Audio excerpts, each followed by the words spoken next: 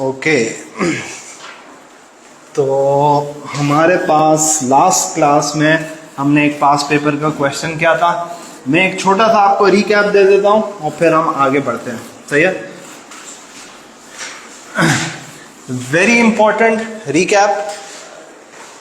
देखें, यूटिलिटी के चैप्टर में जो हमने पढ़ी हैं चीजें, उसके पीछे कॉन्सेप्ट क्या है कि जब मैं पहला प्रोडक्ट कंज्यूम करूंगा मुझे क्या मिलेगा, और इसी वजह से मैं कंज्यूम कर रहा हूं। सही है, फौरन मैं दूसरा कंज्यूम करूंगा तो मुझे क्या मिलेगा, सेटिस्फैक्शन मिलेगी, लेकिन कम सेटिस्फैक्शन। इस कॉन्सेप्ट को क्या बोलते हैं, मार्जिनल यूटिलिटी, कि एक एडिशनल यूनिट की वजह से मुझे कितनी सेटिस्फैक्शन है, which is definitely going to be less than the first unit. Third unit में कंज्यूम करूंगा तो मजीद कम। सही है, यहां तक बात समझ में आ गई। अब जो अगला कॉन्सेप्ट है, अच्छा इस कॉन्सेप्ट को क्या कहते हैं, डिमिनिशिंग मार्जिनल यूटिलिटी। हमने एक कॉन्सेप्ट क्या पढ़ा था कि डिमांड कर्व और मार्जिनल यूटिलिटी में क्या ताल्लुक है। तो क्या ताल्लुक निकला था, जब मजा कम मिल रहा है दूसरे यूनिट पे तो अपन पैसे भी कम देंगे, मेक सेंस। और तीसरे यूनिट पे मजीद हमें सेटिस्फैक्शन कम मिल रही है तो हम मजीद कम प्राइस पे करेंगे। So we will only consume the third unit if the price is low. सही है, क्योंकि हमारी जो अंडरस्टैंडिंग है वो ये है कि हमें अपनी सेटिस्फैक्शन को क्या करना है, मैक्सिमाइज करना है। सही है, एक है रैशनल कंज्यूमर। सही है, रैशनल या रैशनैलिटी ऑफ कंज्यूमर लिखें इसमें। A consumer is said to be rational, a consumer is said to be rational, said SAID, said to be rational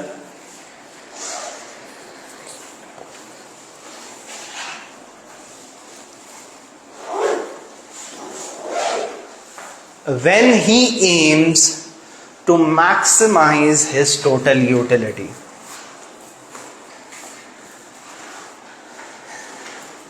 When he aims to maximize his total utility. यहां पे आप pen से रोक दें और सुनना शुरू करें। देखें, फैजान छोड़ दो, सुनो अभी। सही है, 2 लाइनें बाद में लिख लेना। रैशनैलिटी ऑफ कंज्यूमर की असल डेफिनेशन ये नहीं है।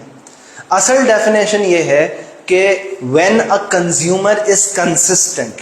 कंसिस्टेंट से मुराद क्या है, every time he will choose the same thing. मिसाल के तौर पे I love chocolates.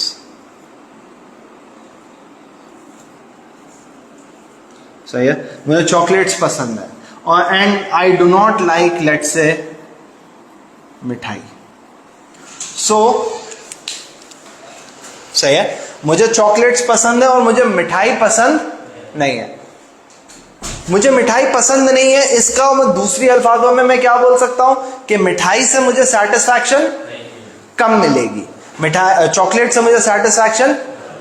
Let's say दोनों की प्राइस 200 रुपए है,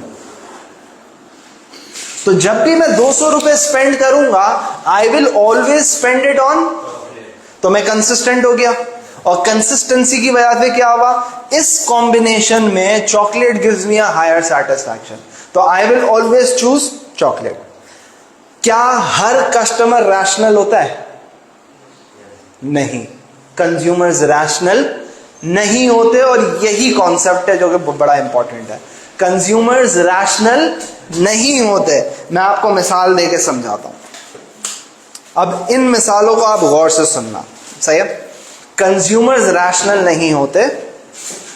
नंबर 1, क्या लिखा है, सुट्टा।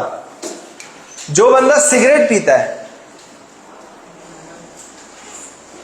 जो बंदा सिगरेट पीता है, अब वो पहली सिगरेट पिएगा और फिर दूसरी सिगरेट पिएगा दिन में अगर वो 10 सिगरेटें पी रहा है तो क्या उसकी सेटिस्फैक्शन कम हो रही है? उल्टा बढ़ रही है। तो ये थ्योरी हर जगह नहीं चलती।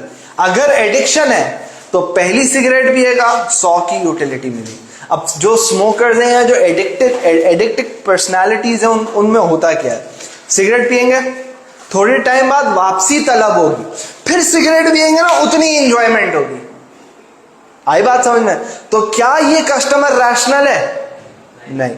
तुम बोलोगे कि यार ये ऐसी चीज कंज्यूम कर रहा है जिससे इसको नुकसान हो रहा है, फिर भी रेगुलरली कंज्यूम कर रहा है और मजे ले लेके सुट्टे मार रहा है, तो कस्टमर इरैशनल हो गया। दूसरी मिसाल मैं आपको देता हूं। सुट्टे के बाद दवाई, बंदा बीमार है, दवाई का जायका किसको अच्छा लगता है? नहीं लगता ना, लेकिन फिर भी अपन दवाई पीते हैं, रेगुलरली पीते हैं, और हमारी सेटिस्फैक्शन शायद कम नहीं हो रही होती उससे, क्योंकि हमारे दिमाग में ये होता है कि यार इससे हम क्या हो जाएंगे, सही हो जाएंगे। तो ये इरैशनैलिटी ऑफ अ कंज्यूमर है। वो एक ऐसी चीज कंज्यूम कर रहा है जो उसको पसंद नहीं है, फिर भी कंज्यूम कर रहा है, तो सेटिस्फैक्शन कहां से हो रही होगी? तीसरा,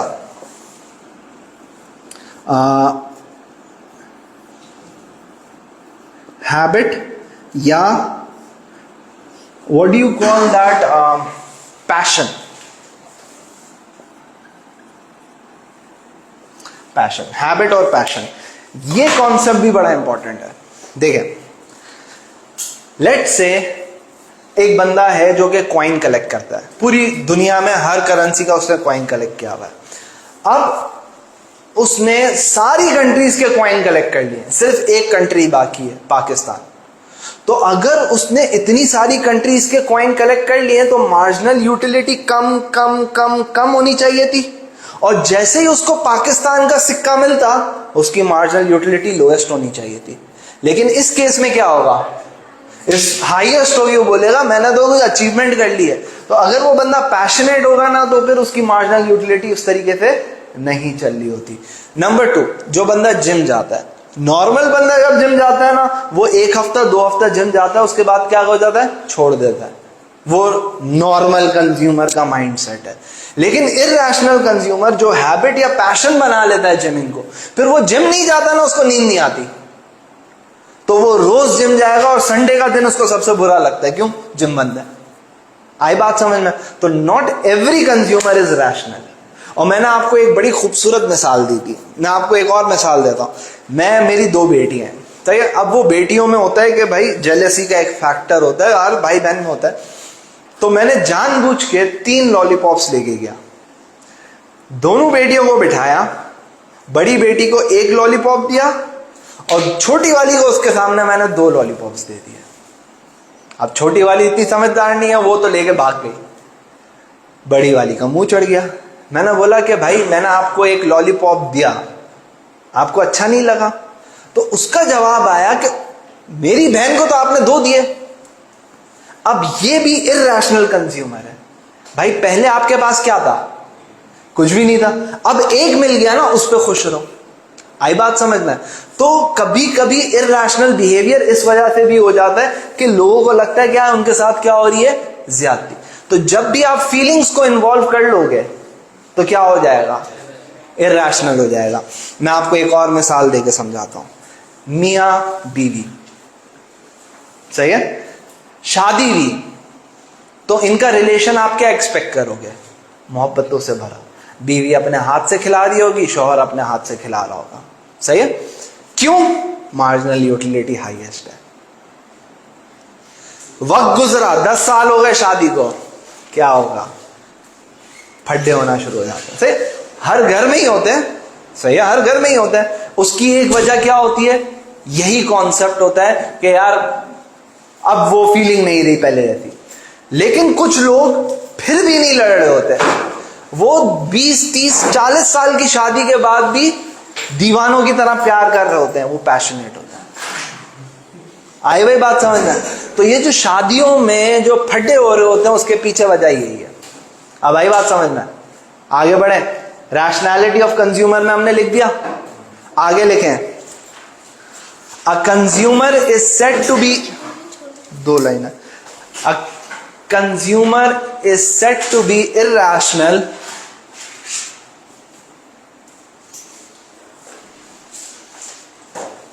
a consumer is said to be irrational if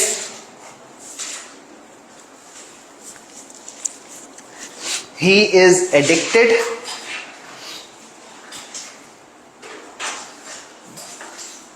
comma, passionate,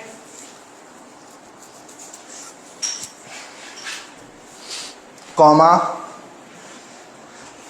during consumption of medicines,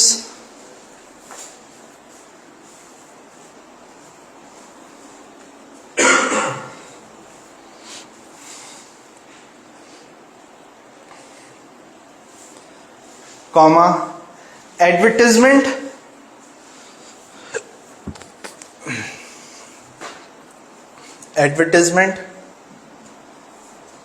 and credit facilities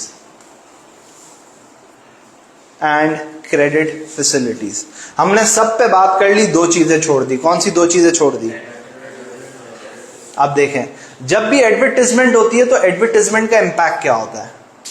देखें, हर बंदे को पता है कि भाई मुझे अगर चिप्स खाने का दिल नहीं है तो मैं चिप्स नहीं खाऊंगा, लेकिन बार बार जब चिप्स की ऐड आती रहेगी तो मेरा दिल होता रहेगा, हालांकि मुझे नहीं खाना, लेकिन मेरा वो दिल होता रहेगा और मैं जाके चिप्स परचेज कर लूंगा, जिसकी वजह से आई एक्टेड इरैशनली।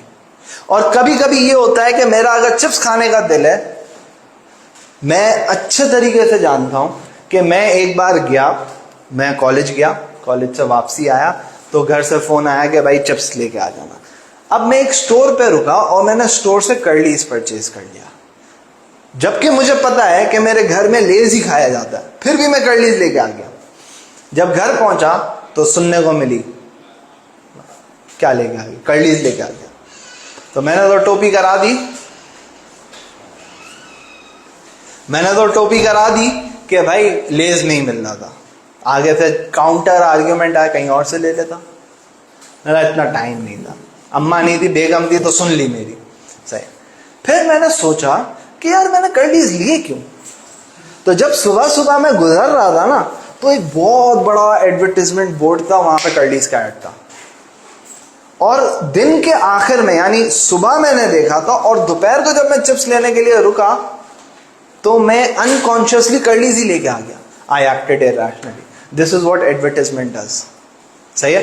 एडवर्टाइजमेंट आपको ऐसी चीजें लेने पे मजबूर कर देता है जो कि शायद आपको चाहिए भी नहीं होती, इसीलिए तो इस तरीके से बेचा जाता है उन प्रोडक्ट्स को। अगला, क्रेडिट फैसिलिटी। क्रेडिट फैसिलिटी में क्या होता है कि अगर मेरे को एक चीज नहीं लेनी, लेकिन मुझे ये बोल दिया जाए कि भाई ये बड़ी काम की चीज है और उसको ले लो, भले पैसे बाद में दे देना, तो अमूमन कंज्यूमर्स क्या करते हैं, वो परचेज कर लेते हैं because they know they don't need to pay now. सही है?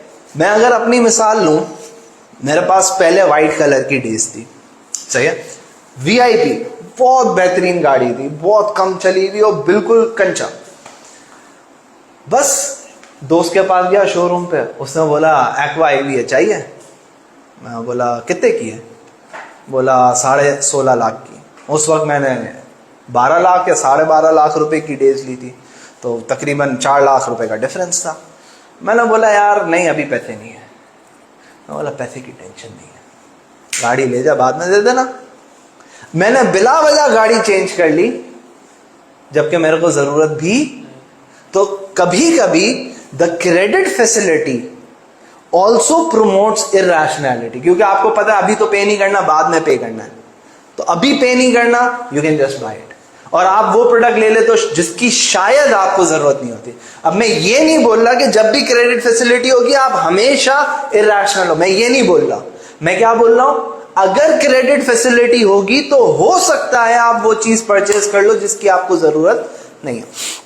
तो ये जो पूरी थ्योरी अपन पढ़ रहे हैं, उस थ्योरी में हम ये अज्यूम कर रहे हैं कि कंज्यूमर क्या है, रैशनल है, लेकिन हकीकत में कंज्यूमर क्या होता है, इरैशनल, क्योंकि जब भी वो डिसीजंस ले रहा होता है वो इमोशंस की बेसिस पे भी डिसीजन ले रहा होता है, और इमोशन की बेसिस पे डिसीजन लेने से उसकी यूटिलिटी मैक्सिमाइज नहीं हो रही होती।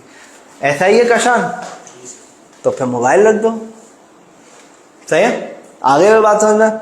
अब ये फेसबुक, बार बार फेसबुक चेक करते रहेंगे कितने लाइक्स है, तुम्हारी बात नहीं कर रहा, जनरली। सही, तो फेसबुक इंस्टा पे कितने लाइक है, ये बार बार चेक करने से क्या हो रहा होता है, हमारी मार्जिनल यूटिलिटी उल्टा बढ़ रही होती है। 100 लाइक्स हो गए, 150 लाइक हो गए, 500 लाइक्स हो गए, इतने कमेंट्स हो गए। हालांकि बार बार देखने से तो हमारी मार्जिनल यूटिलिटी क्या होनी चाहिए, कम होनी चाहिए। आगे भी बात समझना। अगला इक्वी मार्जिनल प्रिंसिपल, इस पे कोई टेबल दिया हुआ आपको?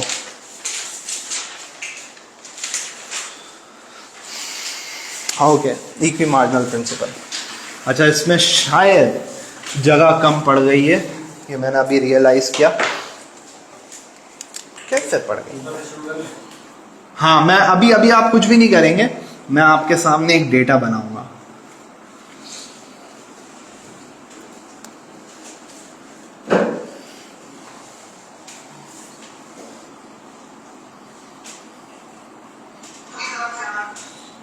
ये लो, मोबाइल भाई रख दो ना।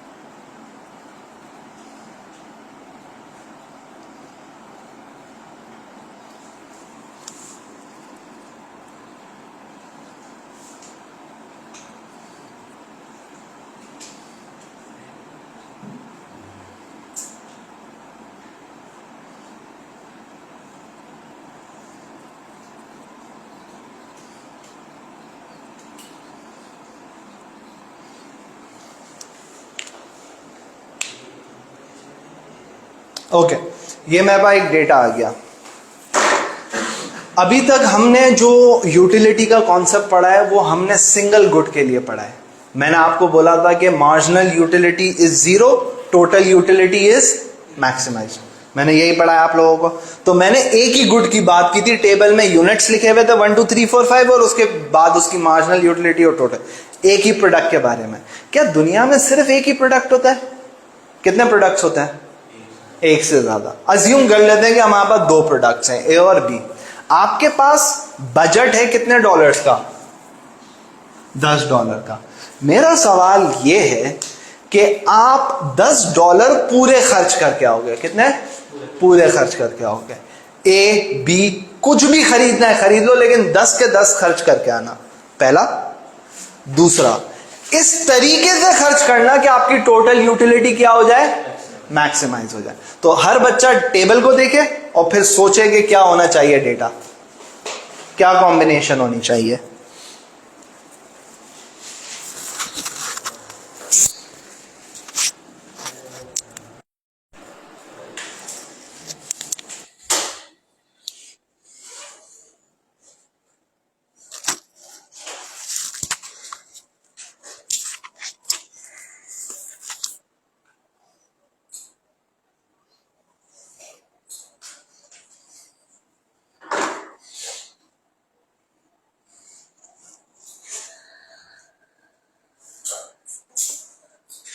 आदि आप चैट पे बताओ क्या क्या होना चाहिए, क्या कॉम्बिनेशन हो गया?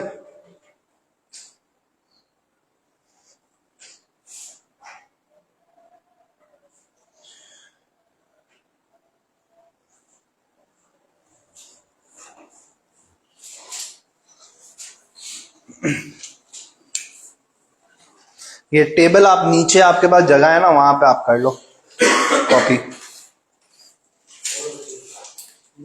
हाँ इधर कर लो, देख लो जगह अगर है तो, वरना थोड़ा ऊपर से कर लो, कोई मसला नहीं है।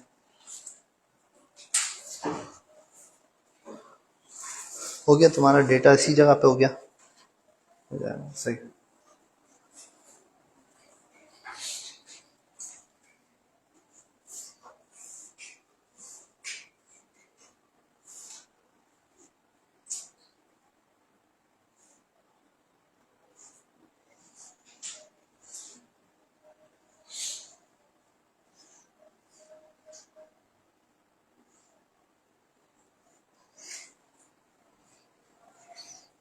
हाँ सुमैया, तुम्हारे हिसाब से क्या कॉम्बिनेशन होगा? सारे बी के 5 बी, 5 नहीं ले सकते ना, 10 रुपए पूरे खर्च नहीं होंगे।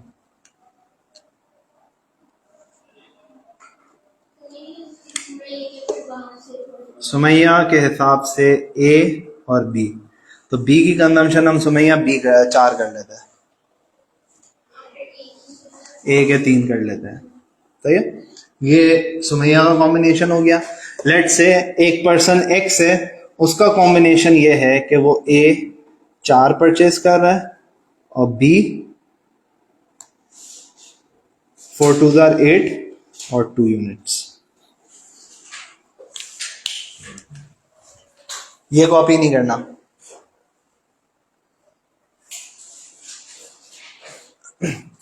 हो गया? अब सुने,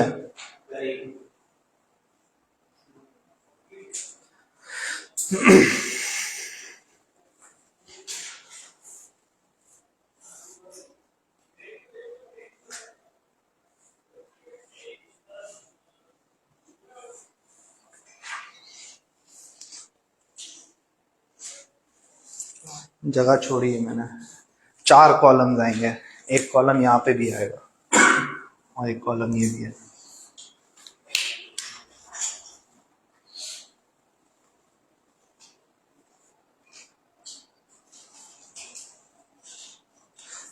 this is 1 column and this is another column, 8 columns आएंगे। पीछे नहीं मिलेगा इसका जवाब।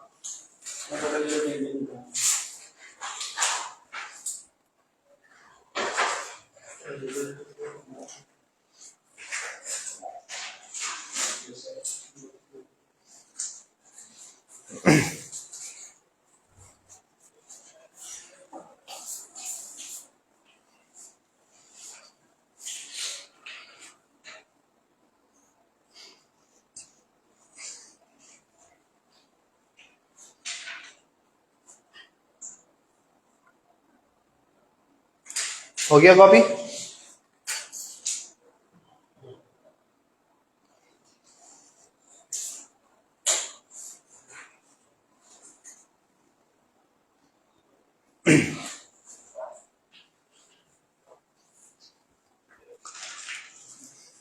अब देखें, सबसे पहला काम अपन क्या करेंगे, टोटल यूटिलिटीज को कैलकुलेट कर लेंगे, सही है।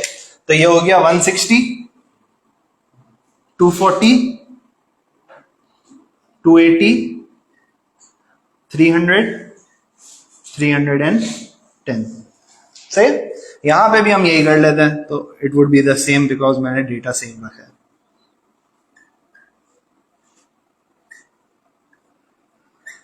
अब अगर सुमैया बोल रही है कि मैं 3A कंज्यूम करूंगी, तो 3A की टोटल यूटिलिटी कितनी हो गई?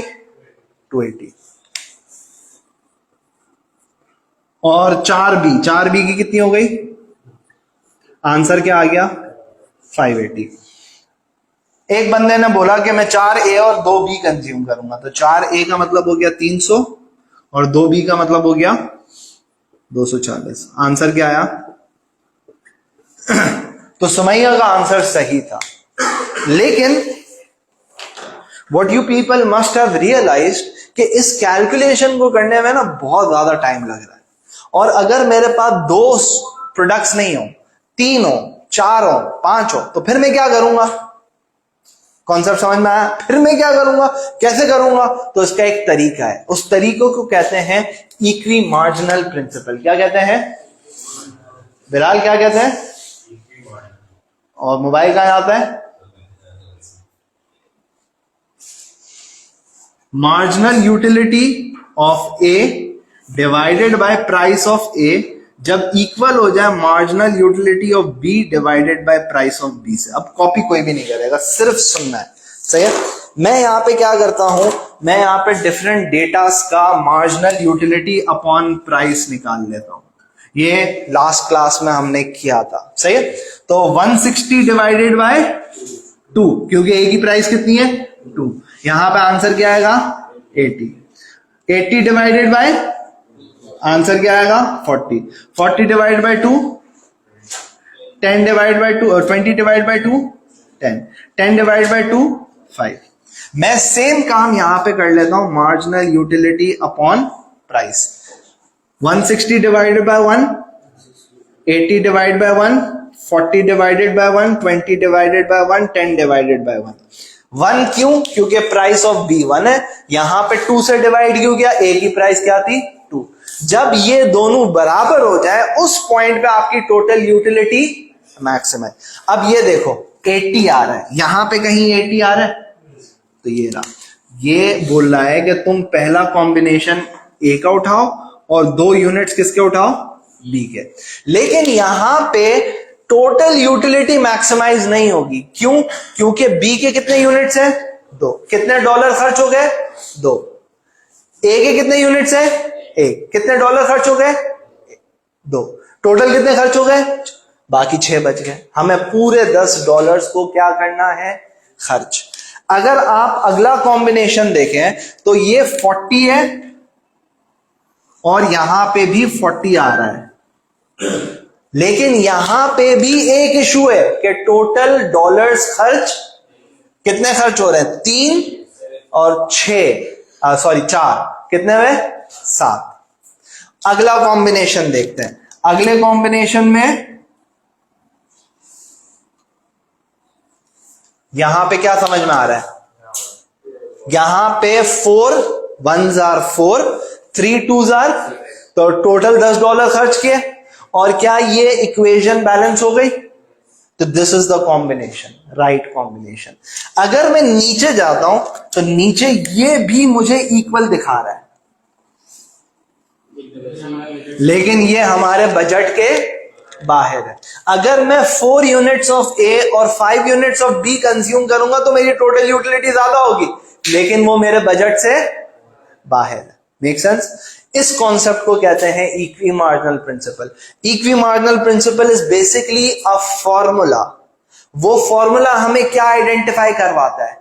The combination that you should consume in order to maximise your total utility. Sir आपने बोला था अगर 2 से ज्यादा गुड्स हो तो, अगर 2 से ज्यादा गुड्स होंगे तो ये फॉर्मूला मजीद आगे बढ़ जाएगा।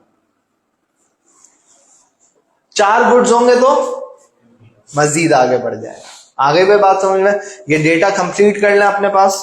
ये वाला दोबारा समझा देंगे। इसमें ए का 1 यूनिट है और बी का, ये रेड वाला देखो, दोनों की MU अपॉन P बराबर है, 80-80 है।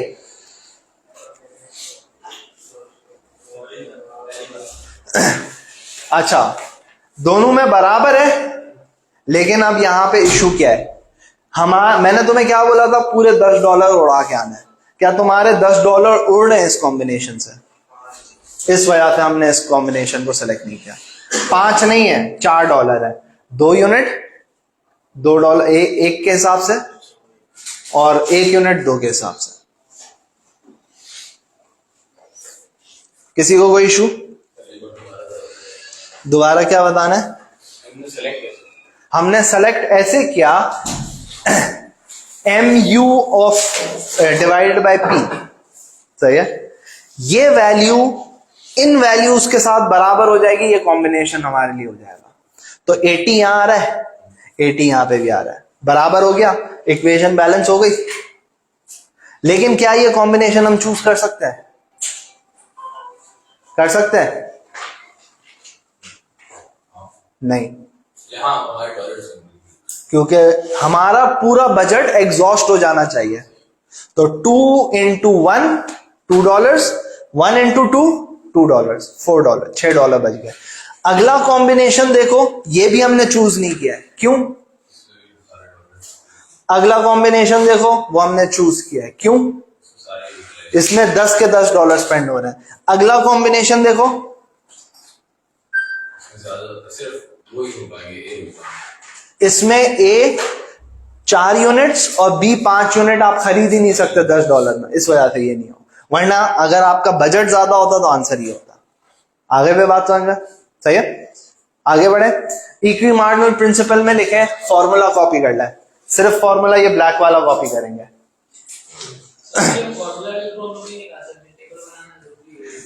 फॉर्मूले के थ्रू तो मैंने निकलवाया है, marginal utility divide by price, marginal utility divide by price. Formula ही तो यूज किया मैंने। हो गया, फॉर्मूला लिख लिया भाई? नहीं, ये नहीं पूछ रहे। इक्वी मार्जिनल प्रिंसिपल की हेडिंग है, वहां पे बस लिखना शुरू करो, पहले फॉर्मूला लिखो।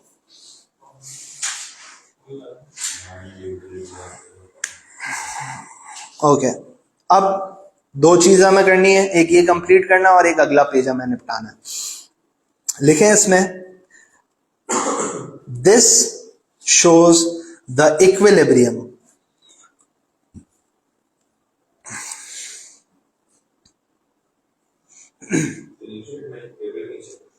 जहां पे जगह मिल जाए, टेबल के नीचे जगह है तो वहां, तुमने ऊपर बनाया था ना टेबल, मैंने नीचे बोला था, तो नीचे लिख लो, कोई फर्क नहीं पड़ता।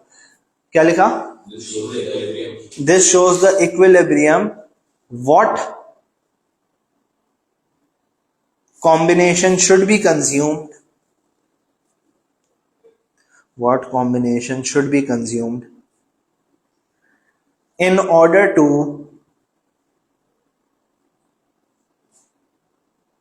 maximize, What combination? should be consumed in order to maximize the total utility for 2 and more than 2 goods, for 2 and more than 2 goods। सही है? तो ये फॉर्मूला कहां पे यूज होगा? 2 या 2 से ज्यादा गुड्स। अगर एक ही गुड है तो एक ही हो, तो जहां मार्जिनल यूटिलिटी 0 होगी वहां पे आपकी टोटल यूटिलिटी मैक्सिमाइज हो जाएगी, और एक से ज्यादा होगा तो ये वाला फॉर्मूला। इतनी बात समझ में आ गई? अब मैंने आपको एक चीज लिखाई हुई है, इट शोज द इक्विलिब्रियम या कंज्यूमर इक्विलिब्रियम। क्या लिखवाया है?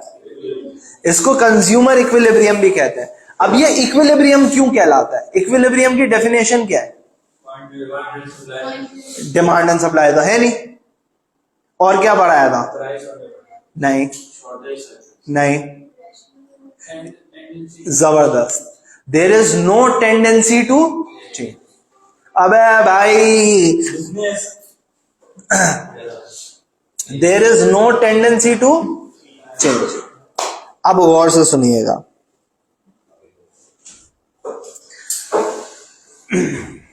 अबे भाई तू बराबर में आ जा, इतनी चेयर है खाली है, वो भी दरवाजे के पास बैठा है।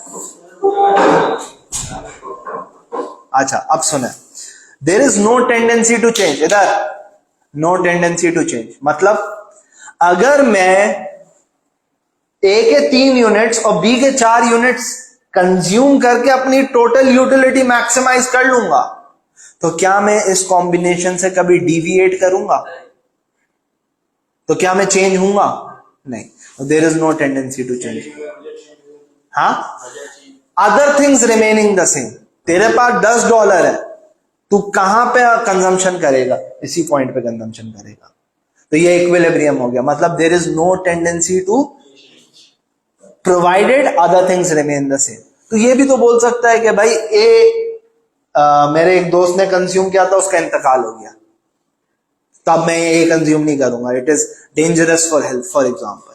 तो इस केस में भी तो तू बोलेगा कि मैं ये कंज्यूम नहीं कर रहा। हम ये अज्यूम करते हैं कि बाकी सारी चीजें कांस्टेंट चल रही है। अब बता क्या कंज्यूम करेगा? Everything else remaining the same, you will start consuming the same point. If it is the same point and you are not changing, मतलब इक्विलिब्रियम आ गया। आगे भी बात समझ में? अबे भाई फोन क्यों निकल आता है भाई? Irrational consumer. इतनी बात समझ में आ गई? सही है। तो इक्वी मार्जिनल प्रिंसिपल हमें क्या बता रहा है? वापसी, इक्वी मार्जिनल प्रिंसिपल क्या बता रहा है? दो या दो से ज्यादा गुड्स होंगे तो कितने गुड्स को कंज्यूम करेंगे, किस कॉम्बिनेशन में कंज्यूम करेंगे तो टोटल यूटिलिटी मैक्सिमाइज हो जाए। यहां तक बात समझ में आ गई? सही। पेज पलटें, पेज पलटो, क्या लिखा हुआ है?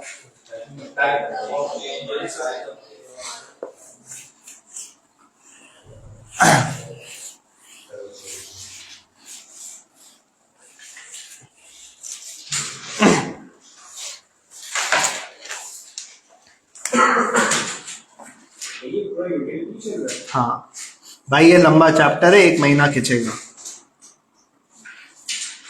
नेक्स्ट क्लास से कोई भी बच्चा मुझे पेंसिल और स्केल के बगैर ना दिखे। सही है? और इकोनॉमिक्स पढ़ रहे हो तो पेंसिल और स्केल आपके पास मौजूद होनी चाहिए। आप सारे ग्राफ पेंसिल और स्केल से बनाओगे, एक बात। दूसरी बात, आप पेन से नहीं बनाओगे, क्योंकि अगर कुछ गड़बड़ हो जाएगी तो तुम मिटा नहीं सकोगे। तुम्हारे पास एक ग्राफ के लिए एक ही एल बना हुआ होगा। हाँ, पेपर में बना सकते, लेकिन आप पेंसिल से बनाओ ना। हाँ हाँ, उसमें बकायदा लिखा हुआ होता है कि use a pencil for diagrams. चलो आ जाओ। आप पेन से भी बना लो, कोई इशू नहीं है, पेंसिल से बना लो, कोई इशू नहीं है। लेकिन A2 के ग्राफ थोड़े कॉम्प्लिकेटेड होंगे, तो उसमें गलती के चांसेस हो सकते हैं, फिर तुम्हें वो पूरा काटना पड़ेगा और फिर चीजें खराब होती रहेंगी। अब ये देखें, वो आपसे क्या बोल रहा है कि अगर प्राइस ऑफ ए चेंज हो गई तो how would this affect your equilibrium? यही बात बोल रहा है। अब गौर से सुनिएगा, ये है थोड़ा सा ट्रिकी कॉन्सेप्ट।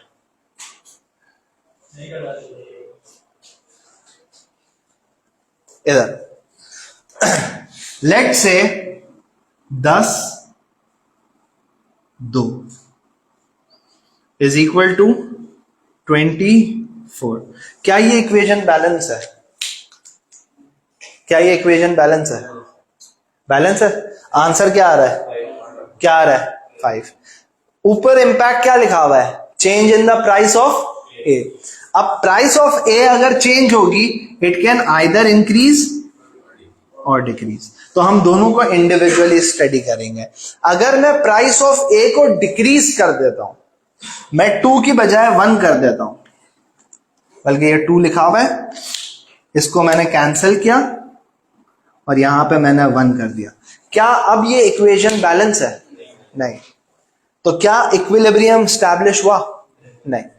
अगर इक्विलिब्रियम स्टैब्लिश नहीं हो रहा तो अब आप ऑटोमेटिकली इक्विलिब्रियम की तरफ जाओगे। अगर ए सस्ता हो गया है तो लॉजिकली तुम क्या करोगे?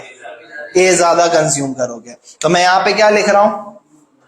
प्राइस ए डिक्रीजेस, क्वांटिटी डिमांडेड इंक्रीजेस। जब ज्यादा, अब ये कंफ्यूजिंग पॉइंट है, जब तुम ज्यादा कंज्यूम करोगे तो तुम्हारी मार्जिनल यूटिलिटी बढ़ेगी या कम होगी? नहीं, इरैशनल नहीं, रैशनल की बात करोगे। तुम ज्यादा कंज्यूम करोगे तो मार्जिनल यूटिलिटी कम होगी, कम होगी। तो अब ये 10 नहीं रहेगा, ये हो जाएगा 5। क्या इक्वेशन बैलेंस हो गई? हो गई। ये एक तरीका है इक्वेशन को बैलेंस करने का। बजट की अभी हम बात ही नहीं कर रहे, अभी हम बजट की बात ही नहीं कर रहे। अभी हम क्या बोल रहे हैं कि ये इक्विलिब्रियम स्टैब्लिश हो जाएगा। यहां तक बात आ गई समझ में? अगला कॉन्सेप्ट, अगर मैं प्राइस ऑफ ए को चेंज कर देता हूं और 1 पे ले आता हूं, वही instead of changing the consumption of A can I do something with B? क्या? I can decrease the consumption of B. सही है। तो दूसरा काम मैं क्या कर सकता हूं? क्वांटिटी डिमांडेड ऑफ बी को मैं क्या कर दूं? कम। जब मैं बी कम कंज्यूम करूंगा तो मेरी सेटिस्फैक्शन, मार्जिनल यूटिलिटी बढ़ जाएगी। तो instead of 20 this would now supposedly become 40। क्या इक्वेशन बैलेंस हो गया? क्या इक्वेशन बैलेंस हो गया? मार्जिनल यूटिलिटी बढ़ेगी ना, ये कंफ्यूजिंग पॉइंट है। क्यों भाई? तू पहला चॉकलेट खा, फिर दूसरा, फिर तीसरा, फिर चौथा। जब चौथा चॉकलेट खाएगा तेरी मार्जिनल यूटिलिटी कम होगी, लेकिन अगर तू तीसरा चॉकलेट पे रुक जाता तो मार्जिनल यूटिलिटी ज्यादा होती। सही है। अभी तुमने एक डेटा बनाया है, उस डेटा में देखो 1 से लेके 5 तक है आपके पास। देखो, अगर 5 पे कंजम्पशन कर रहे हो तो मार्जिनल यूटिलिटी कितनी है? 10। और अगर तुम कंजम्पशन कम कर दोगे तो कहां पे आ जाओगे? 4 पे। मार्जिनल यूटिलिटी बढ़ गई। तो जब आप कंज्यूम कम करोगे आपकी मार्जिनल यूटिलिटी, और अगर बढ़ जाएगी तो क्या इक्वेशन बैलेंस हो रही है? इसका मतलब यह है कि जब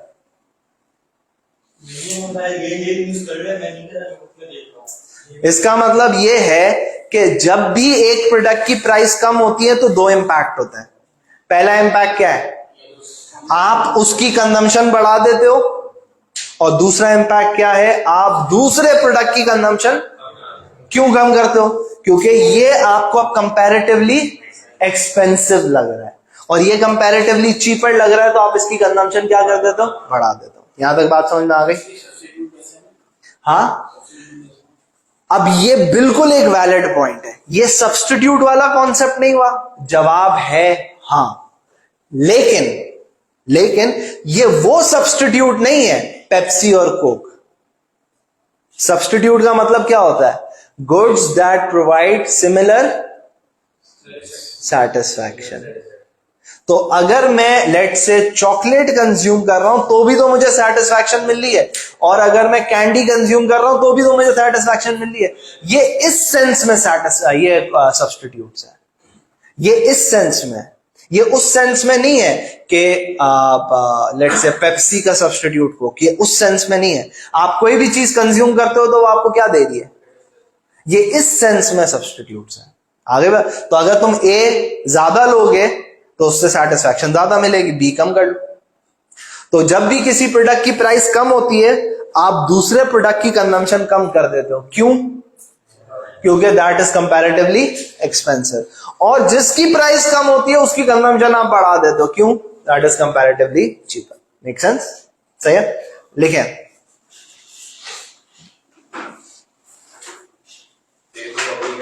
हाँ नहीं, इसमें लिखें assuming if the price of A decreases,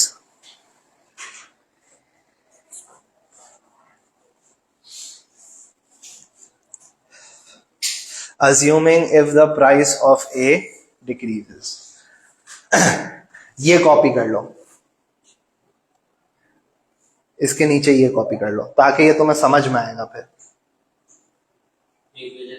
ये इक्वेशन, ये तो तुम्हारे पास पीछे लिखा हुआ है ना। अगर चाहते हो तो ये कॉपी करो, उसके बराबर में ये कॉपी कर लो। नहीं, ये तो मैं लिखवाऊंगा। ये कॉपी करो, उसके बराबर में ये लिख दो।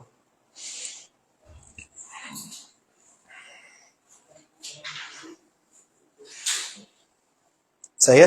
अब 2 पे आप सर्कल करके क्रॉस करके 1 कर दो ताकि आपको ये दिखे कि प्राइस क्या हुई है? कम हुई है। सही है। इतनी बात समझ में आ गई? ओके। अब आप लिखें if the price of A decreases,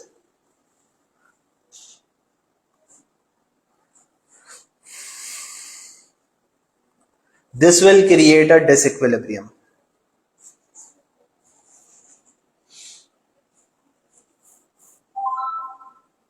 This will create a disequilibrium। In order to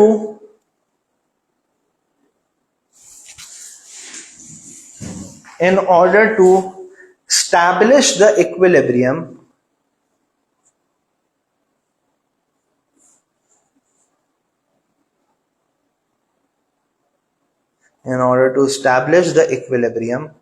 the consumer will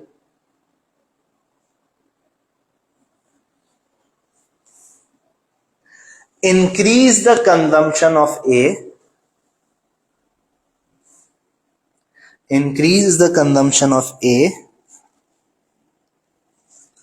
which will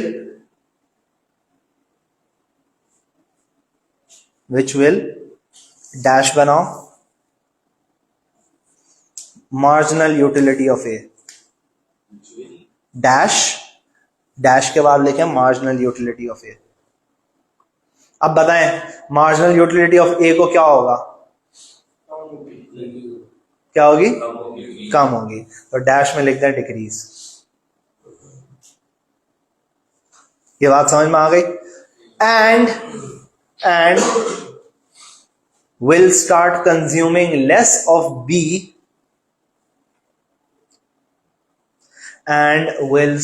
consuming less of B, because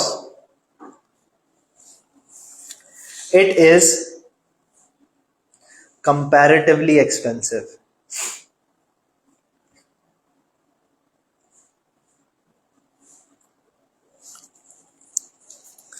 As a result,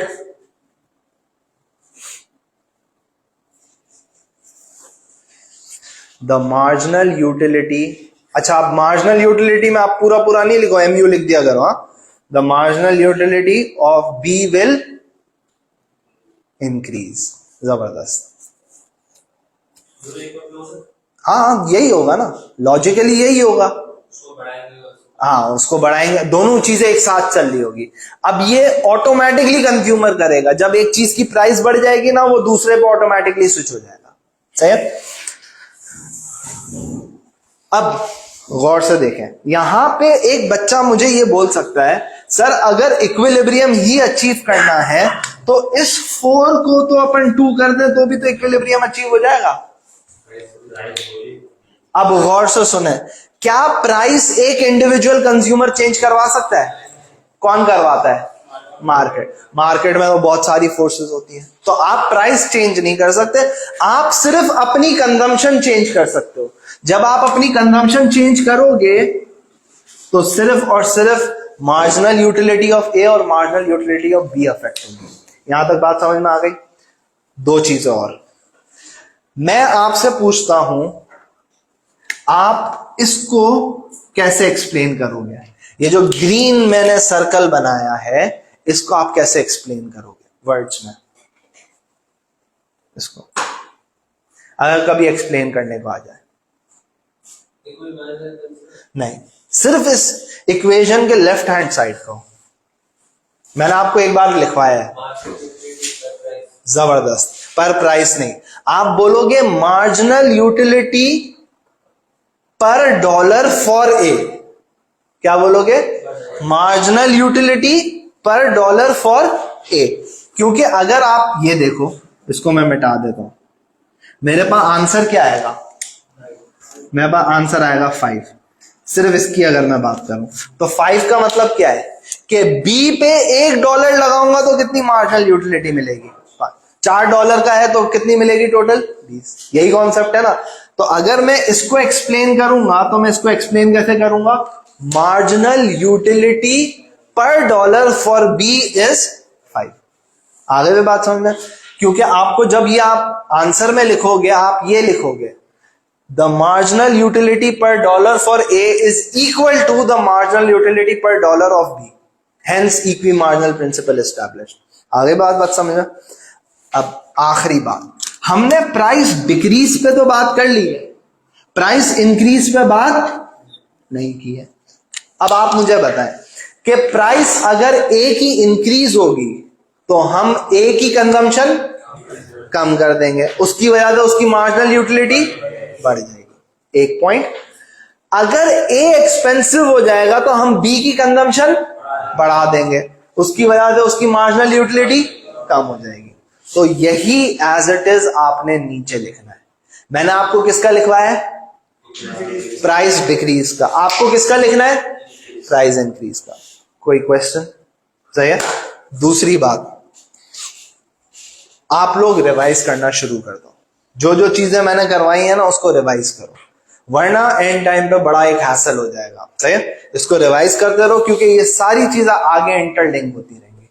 जितना रिवाइज करके आओगे उतना फायदा। It will not take more than an hour to revise the entire thing that we have done. आ गई? और खिजर तुमने अभी ज्वाइन किया है, रिकॉर्डिंग्स देखो फेसबुक से। फेसबुक,